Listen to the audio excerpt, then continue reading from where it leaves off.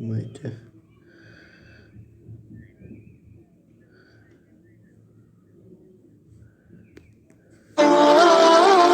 خدایا مرا ببخش به خاطر توبه هایم که ضعیف ترین توبه هاست و بازگشتم به گناهی که برای آخرین بار از آن توبه کرده بودم. خدایا مرا ببخش به خاطر تمام لحظاتی که در آن به پدر و مادرم نیکی نکردم. خدایا مرا ببخش به خاطر تمام لحظاتی که نافرمانیت کردم و از هوا و هوسم پیروی کردم. خدایا مرا ببخش که در زندگی دنیا غرق شدم و فراموش کردم از بین رفتنی است.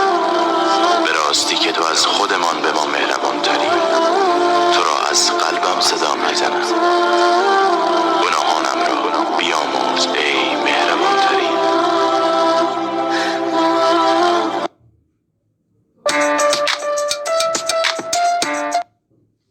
عجب نامردها دارد زمانه و سرتاقی و دل فعلی زنانه و پیشت گپ زنند چون شاعرانه خبرت میبرند خانه به خانه و رحم مادری امروز دیگر تخم مرد نمیکارند.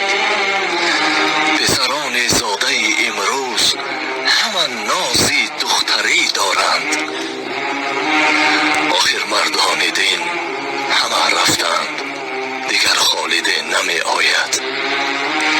قطره قطره آب چشم و شرح شرح خون دل ریزد. شرح شرح